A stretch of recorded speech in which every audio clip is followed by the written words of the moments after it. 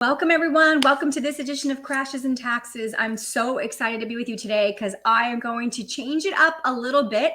If you read the full name of the podcast, you'll notice that we do talk politics.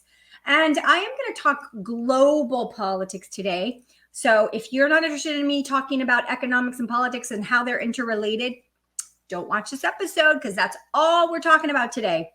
Let's start with the Federal Reserve. So last week, if you joined with me, by the way, I am wearing our Crashes and Taxes podcast sweatshirt. I love it. It's beautiful. It's ready for in time for fall. We actually aren't selling these right now. So if you guys are interested in merchandise, let us know. We can maybe get you guys some. But for right now, we've just created these for the team.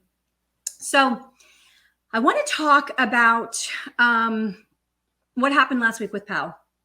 If you joined my podcast last week, you know that I made it 100% about the Fed. And I was really talking about the Fed being between this rock and this hard place because they absolutely have no good options of any kind. And I pat myself on the back a teeny little bit because I was 100% right. Exactly what I expected Powell to do. And what I said he would do on the last podcast is exactly what he did. So it was very Volcker-esque. It was a speech that, as much as he could without completely tanking the markets, he spoke the truth of what the Fed is having to do.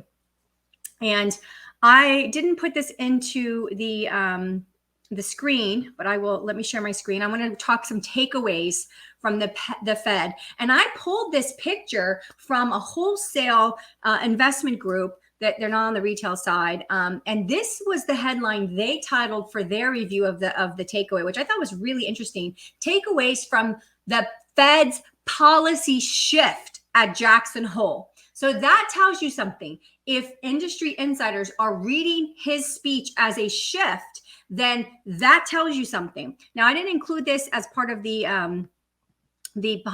actual shares, the slides, but I want to read to you what the president of the Fed Reserve of Minneapolis, whose name is Neil, can never say the last name correctly, Kashkari, Neil Kashkari, and basically what this president said was that they were actually happy to see Chair Powell Jackson's speech, how it was received.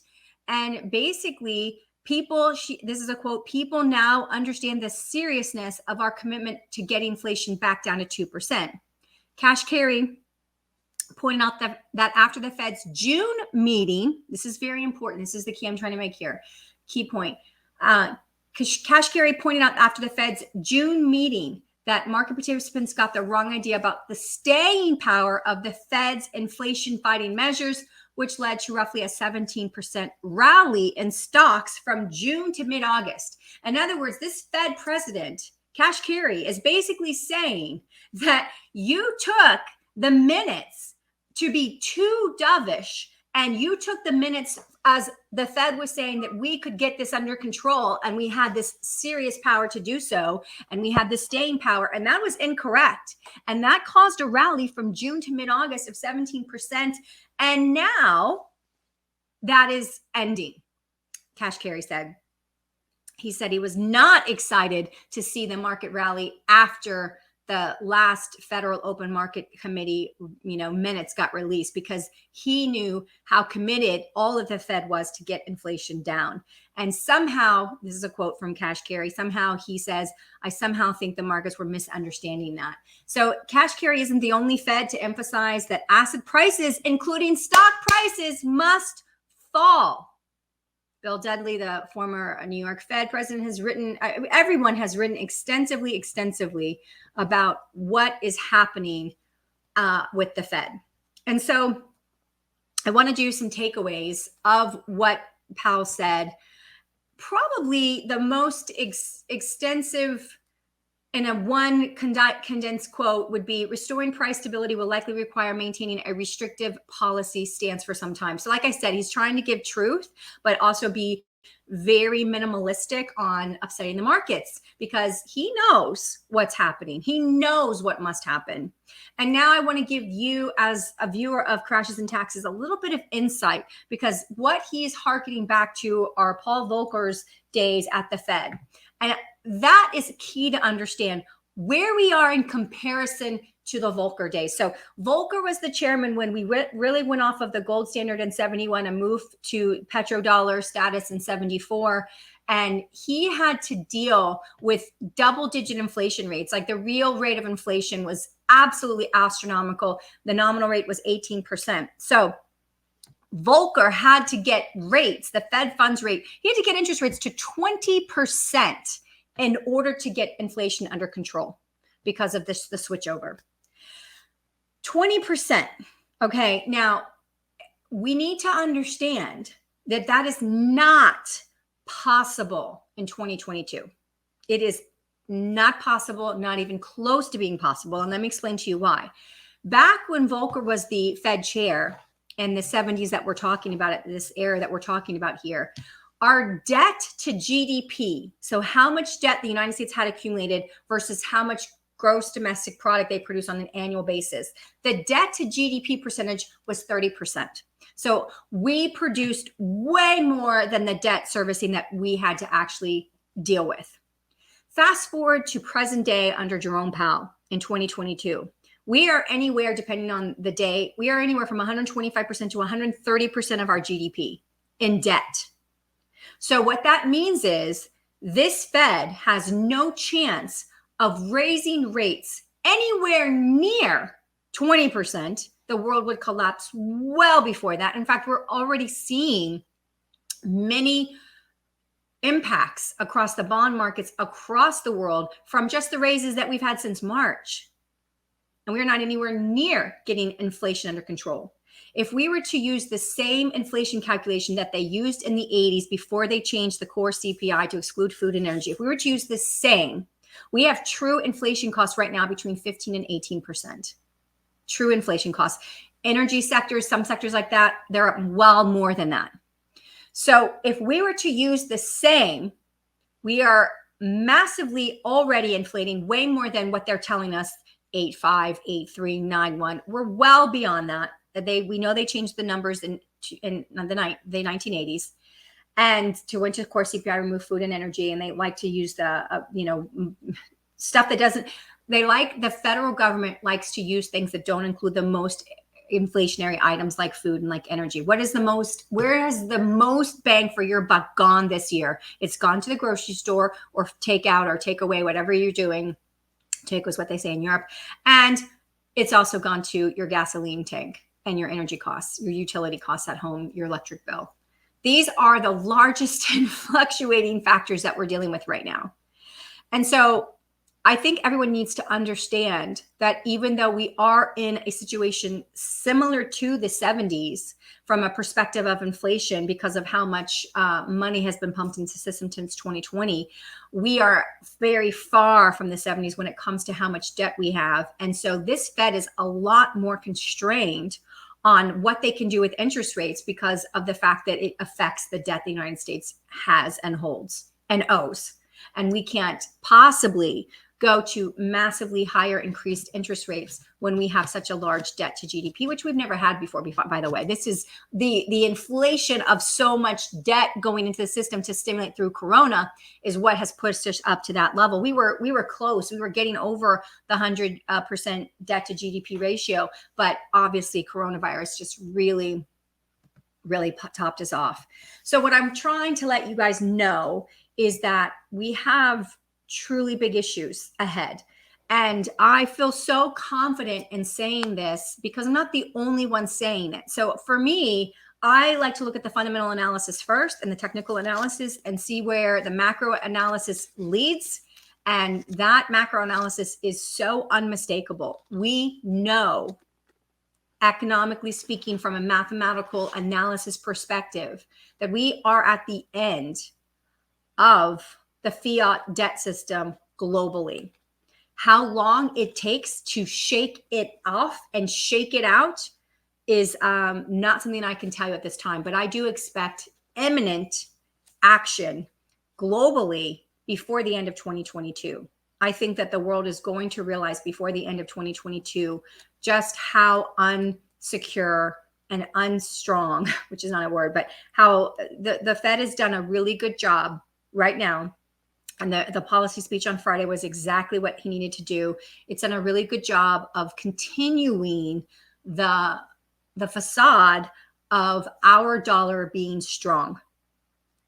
And he did a very good job of that by basically coming out as a hawk and saying, this is going to be painful. It is going to go on for a long time, but yet we will continue. And I think I have a quote from his that I would love to read that just kind of gives you kind of and if not, we'll just move on because really, it's just that we will not. The United States has to be especially clear. The message from the Global Central Bank Symposium last week, this is a quote from somebody else at Jackson Hole, was that stubborn inflation will require continued aggressive policy in most countries.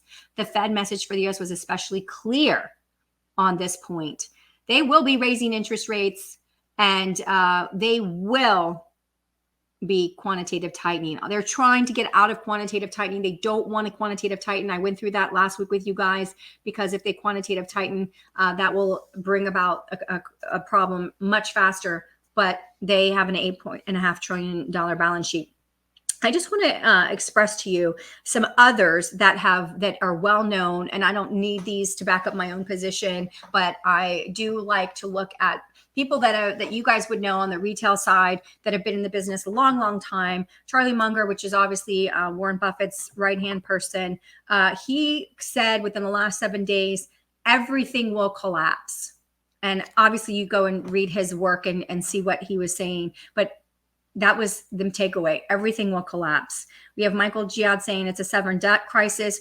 Robert Kiyosaki just said in the last 3 days that this will be the biggest crash in world history. And all of these people are right. David Morgan said just in the last 7 days, we are in a matrix. All of these people are right in the sense that we have backed ourselves into a corner globally on the global debt system based on fiat currency fake, nothing backing it up. And this is where we are. And any pretending to the other side is just ridiculous. Now, a lot of people, come to the Crashes and Taxes podcast and they're wanting specific advice. I can't give specific advice without knowing your individual situation. Obviously, I have a wealth management practice. You can always reach out to my team from that wealth management perspective. I don't really do this to get business for my business. My business is fine. We do very well. We are on a lot of national, channels on a every week basis. And this really is more of a fun podcast for me to do, to express, hopefully usually happiness, but in a time frame like this, I'm trying to be a reasonable voice that starts to clue you into what's really happening globally. Because a lot of these people that do a lot of these things need to keep things as quiet and as in the shadows as possible. And if we can just shine some sunlight on things, we will be better off. So for those of you asking me, okay, Rebecca, you just said, Charlie Munger said everything will collapse. Robert Kiyosaki said it's the biggest crash in world history. And another person said sovereign debt crisis, and we're in a listen, this is happening. So what can we do right now to fix it? What can we do? And obviously what I will tell you is I will hearken back to the Old Testament, Haggai 2:8, the gold and silver are mine, says the Lord. So what we are starting to see, and this is becoming a big buzz in the global financial community, is a discussion of a reversion back to precious metals backed currency. In other words, hard assets again backing currency. So just Google it. Look at movement towards backing currencies with gold and silver again, and specifically gold. You will see all kinds of global articles all across the world. This is happening already as we speak. Now, Russia and China are interested in potentially looking at precious minerals, earth minerals, to back up their currencies, rare earth minerals. And I know that they are in talks with Greenland to potentially harvest some of those minerals for the reserve that they think they might leverage. We're going to see new backed currency because this is coming now because MMT, which we started in earnest in 2008, MMT, modern monetary theory, is dead in my professional economic opinion. And the reason I say that is because it's not working. The Federal Reserve cannot print more money, stimulate further without having immediately an inflationary impact. Therefore, the theory of modern monetary theory, which states that a federal central bank, or a central bank rather, can print as much money as they ever can, as long as there's enough revenue in the country to service the debt, there should be no financial implications. That's not true, because the United States is a perfect example that we have the ability to tax our citizens and pay and service our debt, yet if Powell prints another dime, we're going to have more inflation. And he's got to go in the exact opposite direction, and not only QE end, but QT begin. They don't want to quantitative tighten right now because they've already lost money on their $8.5 trillion balance sheet. Over 10% of the value of the balance sheet has been lost since March, since rates have been going up. Because what are they holding? They're holding treasuries and mortgage-backed securities, which are tied to interest rates. So they're increasing their costs, decreasing the fair market value of their existing holdings by raising interest rates. This is that inverse relationship between basically bonds and interest rates, like we talked about. So the question always comes to me, okay, Rebecca, what do we do? Where do we go? I don't want to give out direct advice to any of you because I don't know your situation, but I will just put up a chart. And this is a chart this is a chart really that goes back to March of 2000. And for all of the people that say, oh, S&P 500 is wonderful. We basically looked at the charts. This chart is Carter Worth's chart. He does Worth charting. It's worth looking at. It's a pun. But basically, this is this Worth chart shows gold from March of 2000 to present day through June has done 556%, whereas the S&P 500 with dividends reinvested since March of 2000 has only done 329%. And then he actually lists all of the actual crashes since 1929, and he shows you what the S&P did versus what gold did, and showed you how gold has a mean return since 1929 of 44.6% and a median, which is average. Mean is the number that falls directly in the middle. Median is the average of 27.2%, whereas the S&P average return, and these were obviously on just the loss period. So these are the averages of the loss periods. We're just looking at the loss periods. We're not talking about the total average, but the average S&P 500 during a loss period was 27.9% since 1929, just the average on the loss period. The mean, of course, which is not as relevant, was 35.18%. So you can clearly see there that gold is outperforming. Physical gold ownership is always best. Just be careful that you buy from a reputable dealer and you know how you're going to unload, because they will get you on spot price on the back end. They'll get you with a sales load charge on the front end. And then if you have an IRA, you got to be really careful. You're not allowed to self-store because all of the self-dealing rules that come with a self-directed IRA. So I don't want to give any advice on that today. That's not my point. I'm just saying physical gold is always best. If you're buying through a self-directed IRA, you can't physically store it. That's against the rules. You have to have a custodian. So look at gold. There is other ways to own gold. And I would suggest not necessarily looking at the mining stocks or the future contracts, but look at actual real gold that there's underlying gold being held. And the reason the mining stocks aren't a great buy right now in my world as an order, I mean, they're better than anything else potentially, but when you have a global shutdown, you will have the miners shut down. There'll be no cost of capital funding. They will not be able to mine for a while unless they get some kind of, unless gold is going through the roof, because everything is going back to gold-backed currency, and therefore then miners will be mining and there will be investors that will be investing. So we'll just have to see what happens, but look out there, Google this, and find out that this is a global push back to some kind of hard asset backed currencies. And these are the reasons why. Now, that's my update on the Fed and economics and where we are. And we are going to and should expect quite a bit of pain. We just need to expect it. It's coming. And for all of those people that don't know about it and aren't prepared for it, I feel really bad, but I'm doing everything I can between television and this podcast and being on other podcasts to get the message out as fast and as much as possible that you guys, it's not just me either. That's why I bring up all of these other people that you will know that have been around for years and years and years that people trust. I mean, I think it's a little bit jarring to hear Robert Kiyosaki say the greatest correction in the world history. I think that's a bit jarring. The biggest crash in world history, to quote him exactly. So, and then Munger, everything will collapse. I mean, just those two quotes alone let you know that I'm there, and that's what I'm sharing with you. All right. So I want to talk now. I'm going to switch gears, and I want to switch to globalism and infiltration.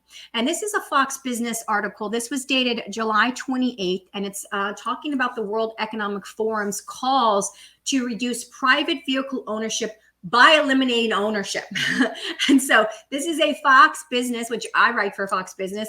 I think that this is a very clear article summarizing a position by the World Economic Forum. I want to show you kind of what's going on right now globally. There's this tit for tat that I'm not used to, where, basically some group can come out and say something. It can be construed the absolute right way, but then you have fact checkers that become behind that and say, no, that's not what actually happened. So here's a Reuters article that you can see. I'm going to make this a little bit bigger just for a quick second.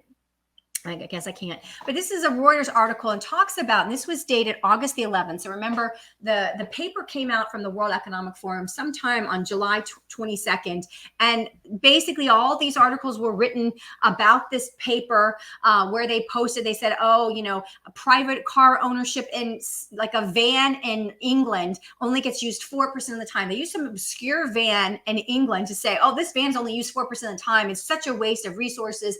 And all these cars take precious metals to create, and that precious metal is priceless, and we've got to reduce the economic impact of precious metals. Let me just explain something. I am 100,000% behind protecting the environment. But here's the economic dilemma that comes with protecting the environment. What you had happen industrial agriculture is you had an agrarian sort of way of farming that would not support mass populations. When really petro fertilizers came into place and grew the food supply astronomically, because it was industrial farming had never been done before and wasn't able to be done. When they grew the ability to harvest food from the earth through these petro fertilizers, they were able for the first time to increase. When I say they, I mean the world was able to increase its population because people were able to be fed. So we have grown our population to 8 billion people because we introduced these fertilizers and other things, medicines, all kinds of things, to basically create more food and then allow people to live longer with medication. So we have done all of this population growth to ourselves. What's actually happening now is you have highly connected intellects, billionaires, and government authorities that are all commingling in what we call NGOs, non-governmental organizations. And these NGOs, because they're non-governmental, can include it. They call it, the public-private partnership. That's what this is all about. Public being government, private, they pull in the private. It's almost a version of fascism under Mussolini, because what they want the private groups to do are the things that they cannot do as a government, because in America specifically, we have the Bill of Rights and we have the ability to do certain things and prevent the government from doing other things.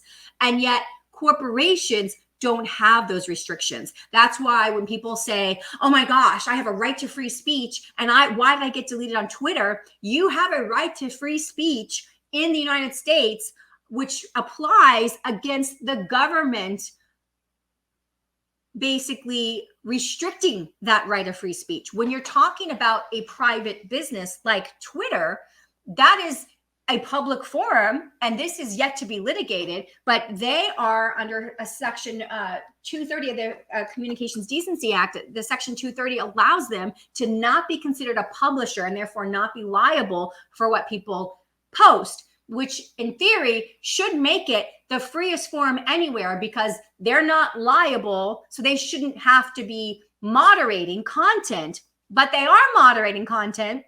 And if you look at Trump's Truth Social, which is a social media platform that he came out with in this period that he's been out of office, Google Android, the Android platform, is not approved Truth Social because they are stating it doesn't have enough content moderation. So we have this whole litigation. Elon Musk is in litigation with Twitter right now. There's a whistleblower that's come forward that's talked about Twitter, and that they do have a substantially higher percentage of bots than 5%. Of course, that would affect the evaluation. If you thought you had some 300 million, I don't know the number, I'm just making up that number. If let's say they had, or they claim to have 300 million daily active users or monthly users, I don't know if they're doing monthly or daily, but the bottom line is, if they claim to have 300 million, again, I made that number up, I'm not saying that's the real number in the filings. If they claim to have 300 million and then a whistleblower and Musk couldn't get the details from the discovery as the due diligence process of buying the company, and then a whistleblower comes forward and says it's a lot bigger than what they're reporting in their disclosures to the SEC of 5%,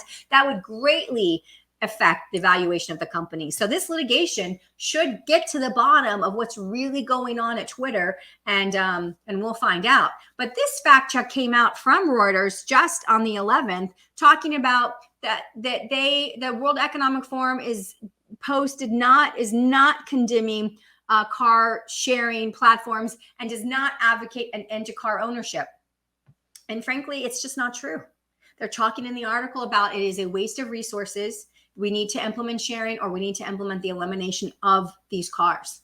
So these fact checkers literally see when an NGO like the World Economic Forum pops up with an idea that is transformational globally, at least it's transformational in the West and cities and countries like America where we use cars, and Canada where they use cars. I mean, a lot of countries that have vast land swaths like America and Canada are much more suburban than they are urban in nature, and suburban requires a car, period.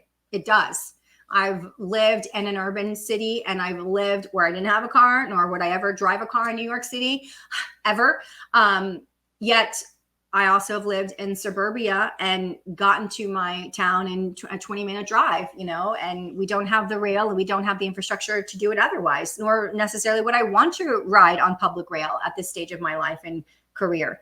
So the bottom line is, these NGOs like the World Economic Forum put these things out. The public reacts as the public would and be like, you're trying to take away our cars and our freedoms. Just think about it for a minute. If you live in suburbia and you don't have access to a car, how are you going to live your life? It's all about control. A lot of this is about control, and it gets really upsetting to me. And that brings me to what happened yesterday with my son. And you guys, I'm pretty private. I never talk about my family a lot because I try to keep my public persona separate from my personal family, just because, it can be intrusive for younger kids. And I have kids that are, younger and in elementary school still, and middle school. And now I have one that's starting high school. My son, in his first, month of high school. Now, this is a private school in Tampa. It's one of the a really nice private school in Tampa. I'm not going to say the school name, but it's not cheap. And, we send our children there. And he came home and he started talking about a survey that he was required to complete. And I was like, well, what do you mean you're required? And he said, well, it was in this class. Well, mention the class. It was in this class, and, we were logged into everything is done by laptop these days, you guys. I mean, the fact that I can never even see a textbook, there's got to be a study done, if there's not one already, about the differences of learning via reading a screen versus the learning reading a book and, a page. There is something different about a screen and a page in your brain and how it processes information. But the bottom line is he basically shared that he was required to complete a survey while being logged into his Google Docs account. Now, that's very important, because that means this is not an anonymous survey. That means the answers are saved in your account and they know your answers. And Google knows my child's answers at this very, very young age. beginning ninth grade. And so I said, well, he said, I felt a little bit uncomfortable with some of these questions. And I said, well, let me see. Let's look at the questions. And so he pulled up the survey, and I'm going to read these questions to you. It might be a little bit more difficult because, you know, they're going to be small, but you can see that basically this was after. So you had to sign in to Google to save your progress and to answer the questions. So these questions are stored in their account. Basically, I want to walk you through what is happening, the globalization that is infiltrating even the private school level, because there is no alternative group that is loud enough to compete with the World Economic Forum. The World Economic Forum, which is pushing for eating bugs, stopping us from eating red meat, stopping us from farming with the petrochemicals. They want us to go back to more of a natural way of farming, which will produce a lot less food supply, which means we will have starvation and billions of people will die.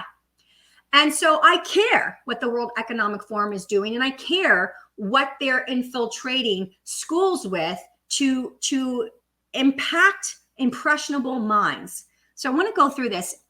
And this is the first question.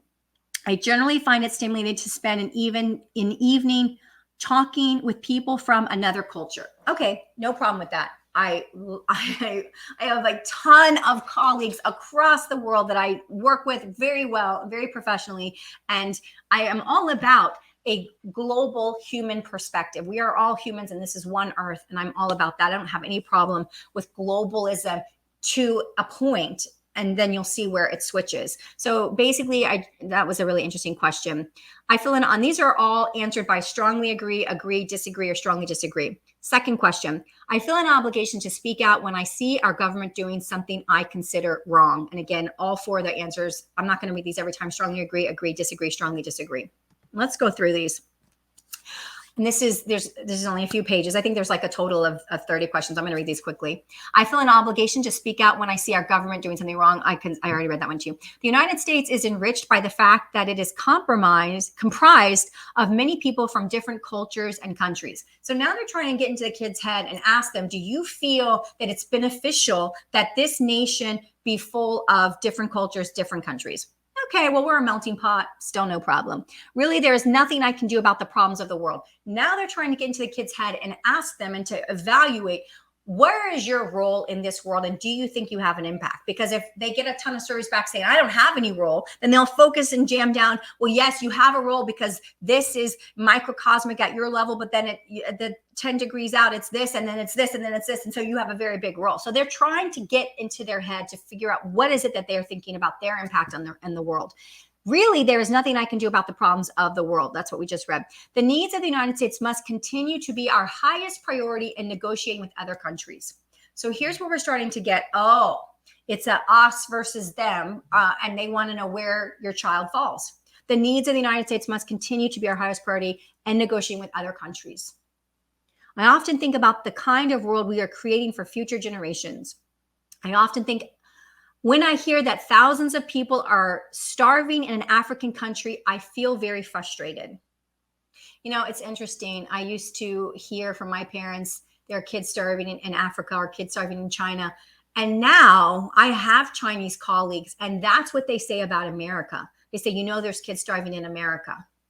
We aren't the America, the beacon of the world that has all the money and all the resources like we used to have. That's not our country anymore. I've just told you we're on the verge of the largest correction in the history of time that I believe is coming. It is coming.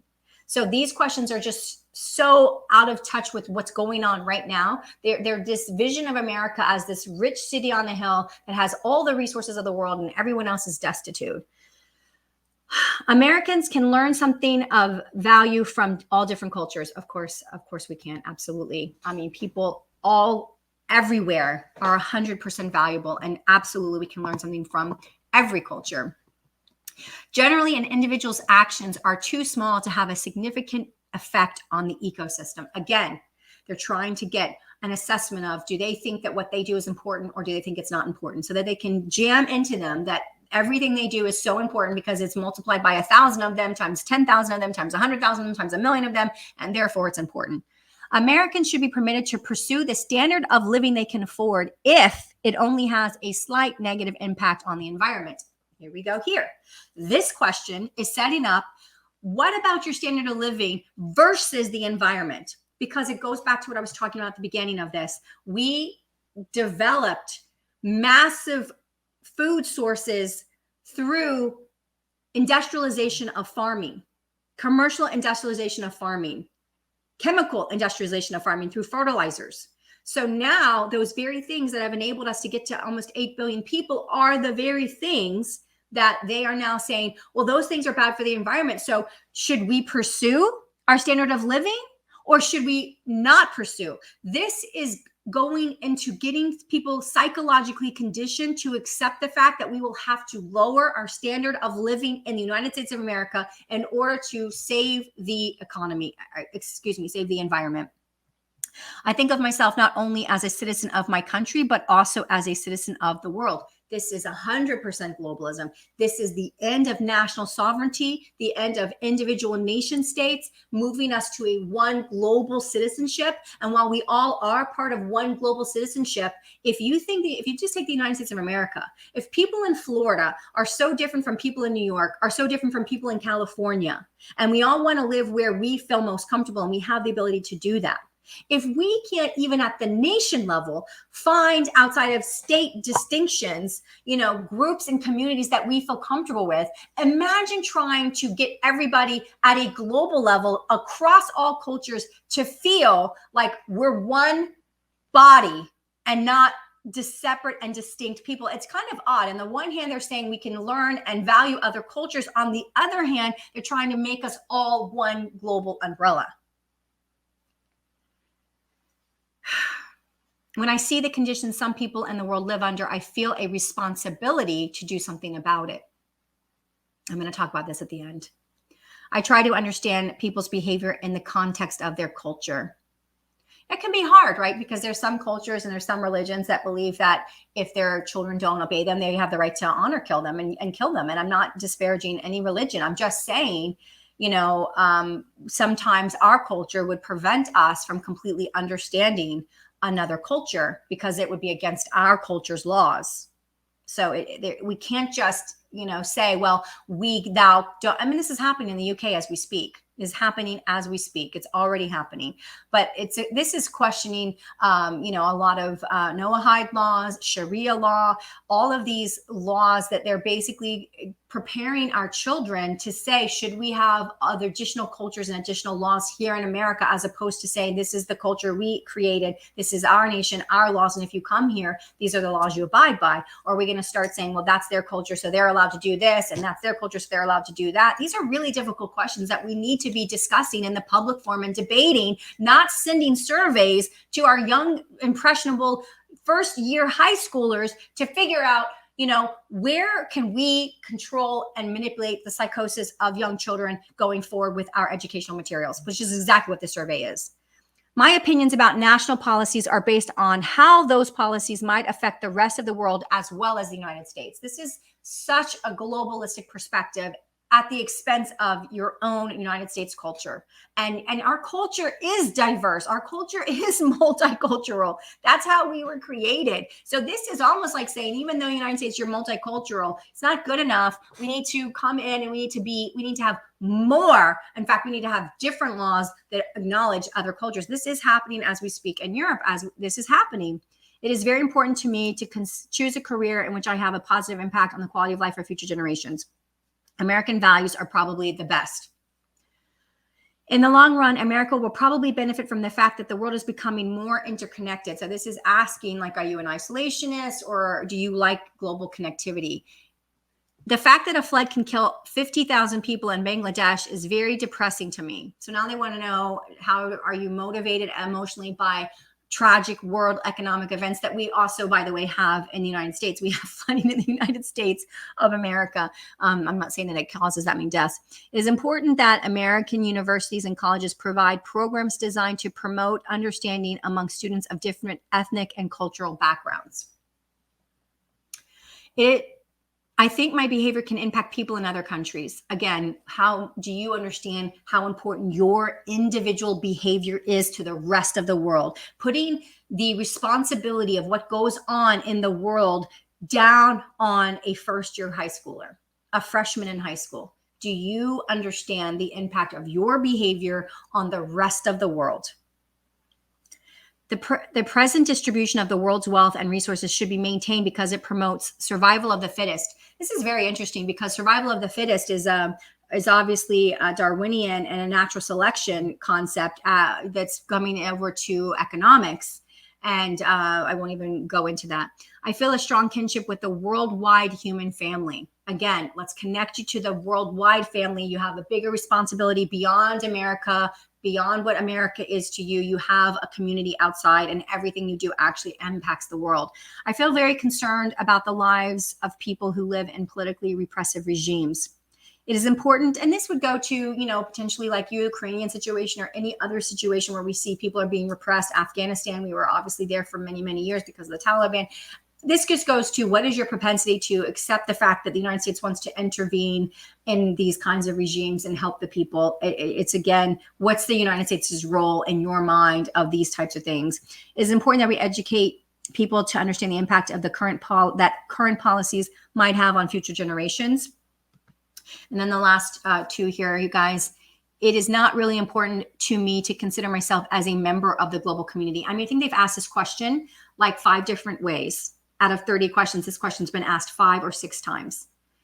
I sometimes try to imagine how a person who is always hungry must feel.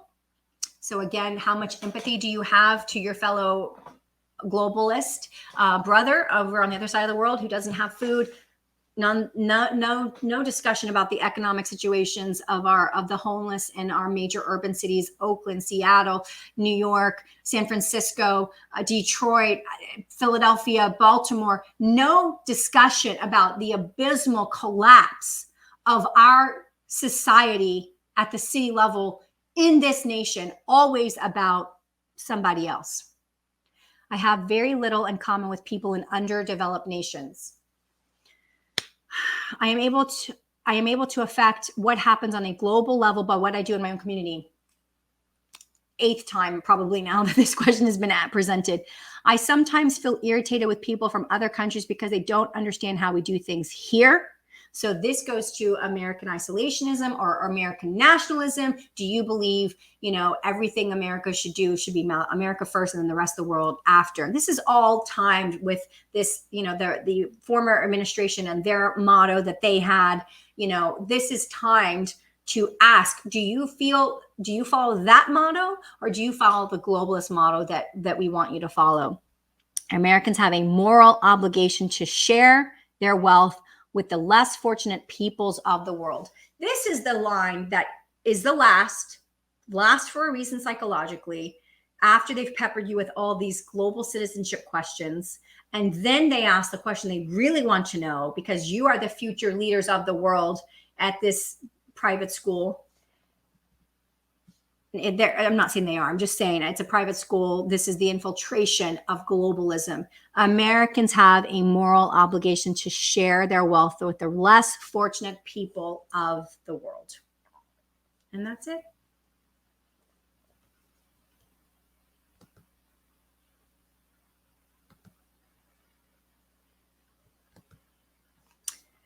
So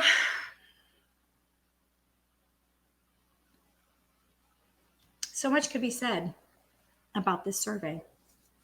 Have I ever gotten a survey like that in all of the college and schooling that I have done? I'm sure. But it's just so obvious to me. And I want you to understand that the World Economic Forum is just really good at what they do. They are really, really, really good at what they do. Klaus Schwab, who basically admittedly says that his tutor, his mentor, was Henry Kissinger. Kissinger obviously started, a group at Harvard that's linked to intelligence groups today. But the World Economic Forum is so ingenious what they do, because they are a non-government organization entity, but they go out and they get.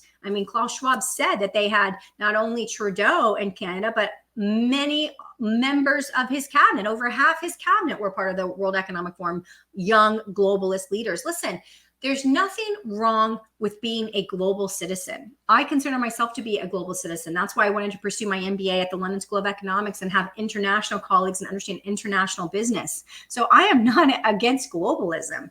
I'm against anti-Americanism, anti-nationalism, anti-country, sovereign countryisms.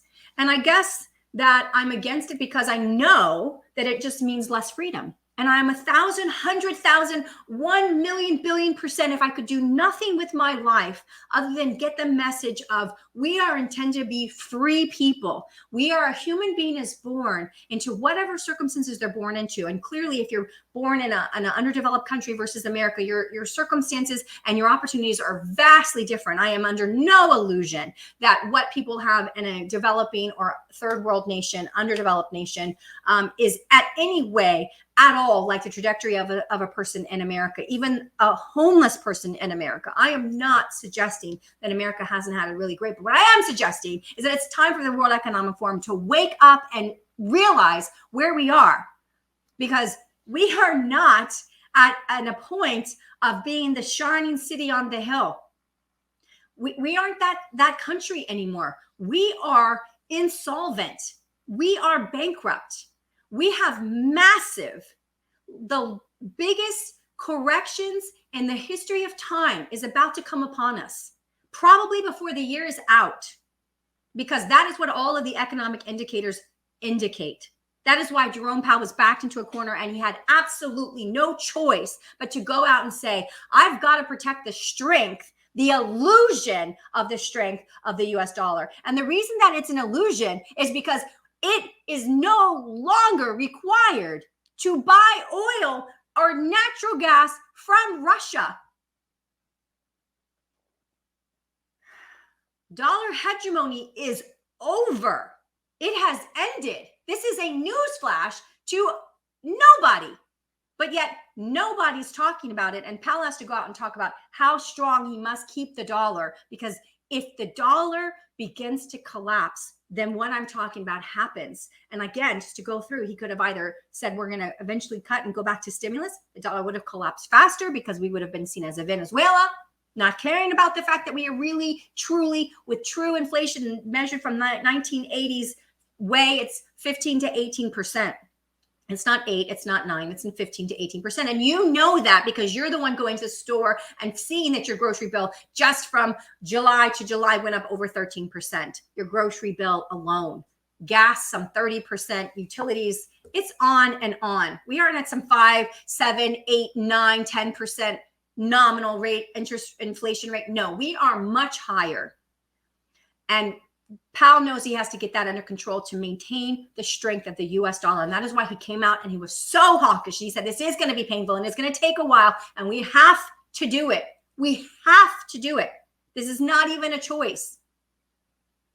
And so therefore we know we are on this trajectory, and yet the reality cannot be staved off forever. The reality of the fact that Russia is selling energy outside of dollars, the reality of the facts that the BRICS nations, China and Russia, have announced an official alternative reserve currency to the dollar, backed up by precious minerals.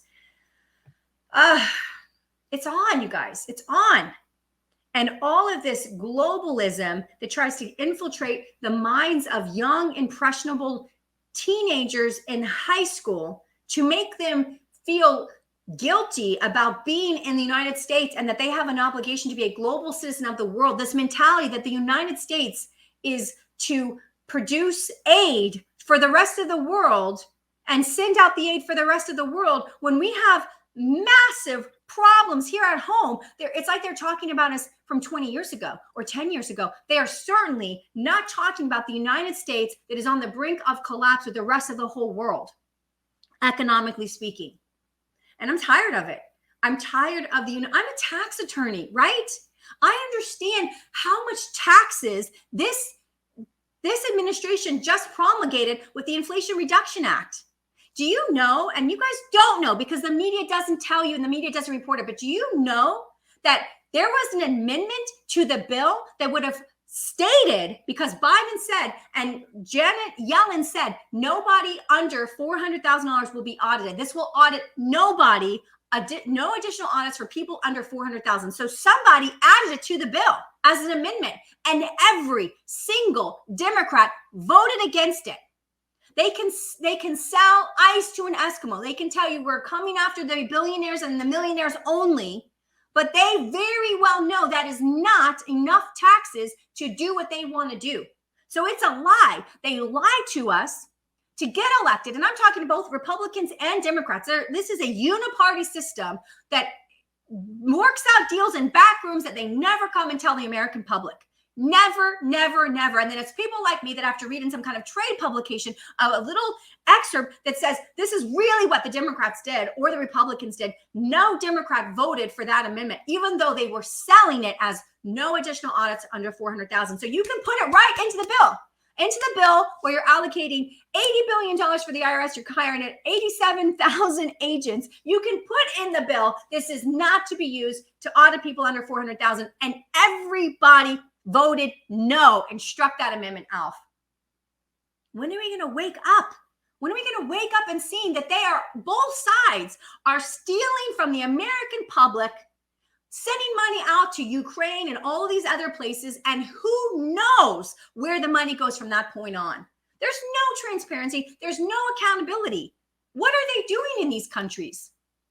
I mean, I almost feel like as a tax attorney that the federal government has broken the social contract with people. We have a social contract. We agreed as a people hundreds of years ago, very still a baby country, but over 200 years ago, we agreed as a people that we would form a federal government and we would institute a Bill of Rights and we would have protections and we would have everything either explicitly enumerated to the federal government. Whatever wasn't explicitly enumerated was reserved to the people or to the states. Your police power, all these things the federal government, education has gotten involved in, it is reserved to the states. The 10th Amendment and federalism has been dead, but it is being broken again in this Supreme Court, and not looking at the Roe decision to talk about anything about that. I don't want to get into that. That's way too hot for me to touch, but I will say that the Roe decision is a decision of federalism. The decision that the court basically made was, we don't want to decide this at the federal level. This should be decided at the state level because different states will feel differently and will have different restrictions. And that's why it should be decided at the state level. That is totally a federalism case. 100% federalism won. The 10th Amendment won in that case. It wasn't to say that this is not allowable. It was to say, let your state decide. And if you don't like what your state decides, you can move to a state where you agree. So that's a federalism case. We are seeing a turn back to federalism because I will tell you that this government, this federal government has become, it's bad. It's really bad, you guys. As a citizen, as a country, as a person who loves the Constitution, and I like people to be in compliance with their taxes. I want people to comply with the tax code. It's a voluntary compliance with the tax code, and yet, if you do these things, if you say these things, and you say people that are under $400,000 aren't going to be audited, and then you have an amendment that nobody signs on to, and everybody rejects, what are you really doing? And they use, unfortunately, the media a lot to cover for what it is that they're wanting to do. I'm talking about both sides, you guys. I'm not anti one side or the other. I'm a libertarian. I want to have freedom and prosperity because I feel like when you let people do their thing, you got to tax them some. We got to have roads, bridges, military. I understand that. We got to have some tax, right?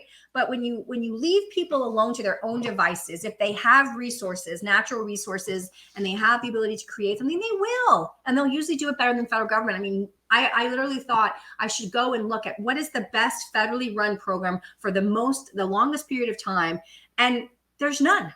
There's none. Social Security is totally bankrupt. There's special treasury notes that have been written inside of the trust fund equal the value of the trust fund. So when people say that we have $3 trillion that will last us through 2030 or 2032 or through 2035, depending on which estimate you look at, it's a lie. That economist is a flat out lying to you because that economist very well knows that there is not $3 trillion sitting in the Social Security trust fund, that they have written STNs, special treasury notes, that basically are nothing more than IOUs that simply say when the government doesn't have enough tax revenue from Social Security, payroll taxes to cover the Social Security outflows that go out monthly, then we guarantee, the federal government guarantees will make up the difference. How does the federal government make up the difference? By taxing us. They don't create revenue. They are simply a transfer of wealth from who has it to where they want it to go. They are a transfer system. They don't create wealth. They don't do anything extremely well, potentially, except for the military, probably. So this is a non-revenue producing group that has the power to tax us, that lies to us, and then has a media. It's changing though, because alternative media like podcasts are coming out where people are telling people the truth. Media doesn't cover what really happens and how they can say one thing and yet really when the pen gets to paper, do something else that they didn't say they were doing. So we will have, the IRS has already done a projection of how much money will come from people under $400,000 a year, and it's several $billion. It's in the budget. It's there. I'm just sick of the lies on all sides. I'm so tired of the lies because we are going through a massive, this will be work talked about for all time to come, what's happening this year, 2022. It will be that big.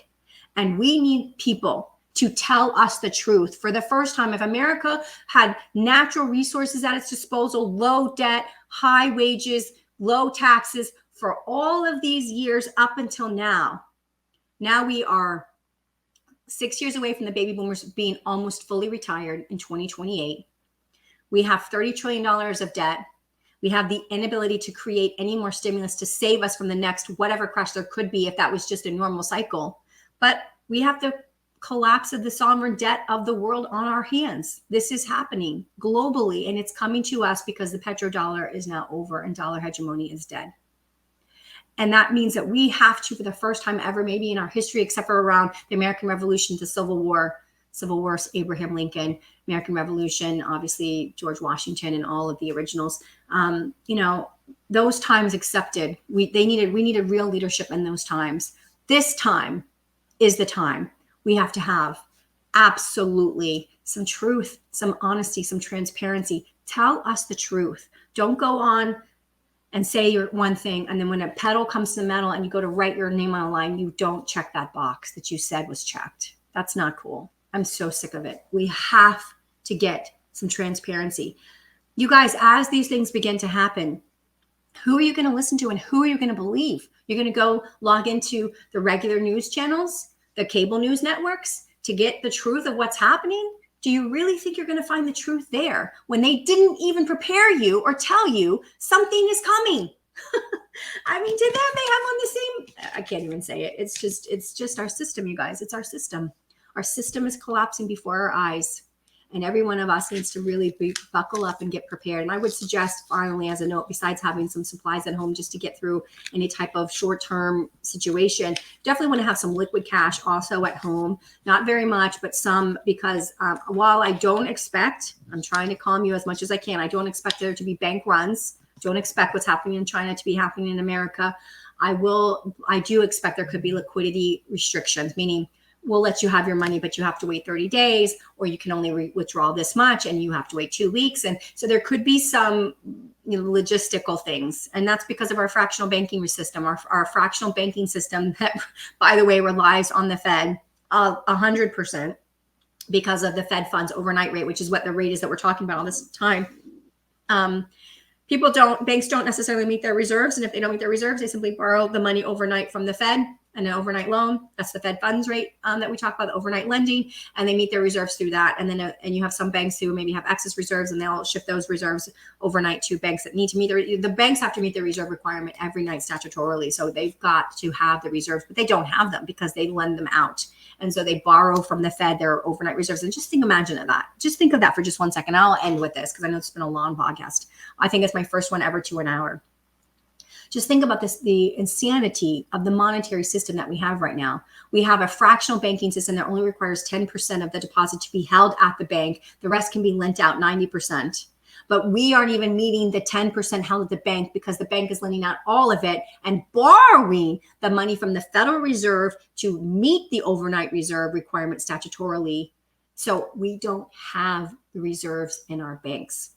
And the Fed is the one that has overstimulated. So our reliance on the Fed to save us from anything that should be coming should be absolutely non-existent. We should not be expecting the Fed to save us because they can't. We're at the end. So I just want to leave you with that. That is how the banking system works and has worked since we went to non-hard asset-backed reserves.